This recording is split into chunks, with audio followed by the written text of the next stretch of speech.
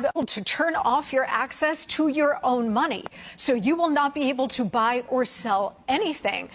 This is what I mean about how dangerous it is. You're shut out of the economy if you're a wrong You are thinker. shut out of the economy. And of course, it's all subjective, and it will all be in the hands of these Marxists, right? And so you and I won't be able to buy anything.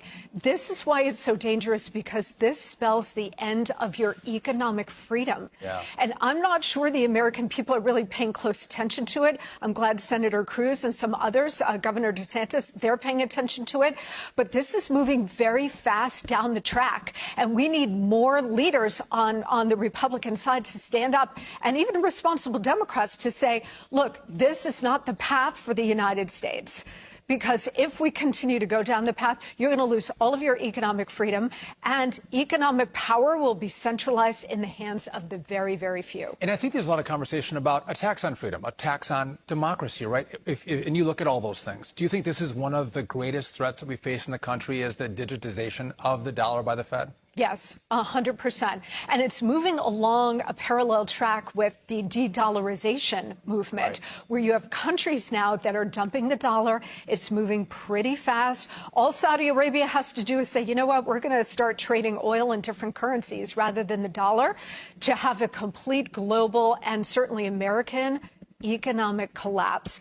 And that, in a way, they want to instigate that, Sean, because if we have a true economic implosion, they'll ride in as the rescuers with a central bank digital currency. And we were talking about that in the last segment. I'm frightened that we could lose the reserve status with the dollar. What that does for our economy, a lot of economists don't. But you look at, again, a $32 trillion debt on the way to $50 trillion in the next 10 years. The Fed has a balance sheet of almost $9 trillion. This is disastrous policy to think that the dollar is going to remain the reserve currency for much longer. Yeah, and if that goes away, then you're going to have the kind of economic implosion we have not seen since the Great Depression. And what does that mean to you and me? That means astronomical inflation. Yes. That makes today's inflation look like child's play. This will be Weimar Republic kind of hyperinflation. And really, the only solution to it is going back to the gold standard, which, you know, would be difficult to do. But you've got to have our currency backed with a hard.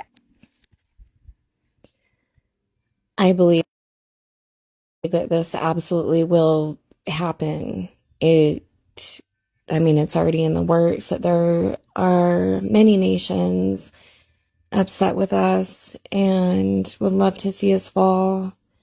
And when we do fall, we will fall very hard. But that's not the only thing. People don't take into account what's happening at our borders. They don't take into account what we're doing in the yellow and blue country. They don't. It's like they have tunnel vision. I mean, she's not wrong, but she's also leaving out a huge portion of the scenario. This will make the Great Depression look like, it'll make it look easy. Everything will be reset in this.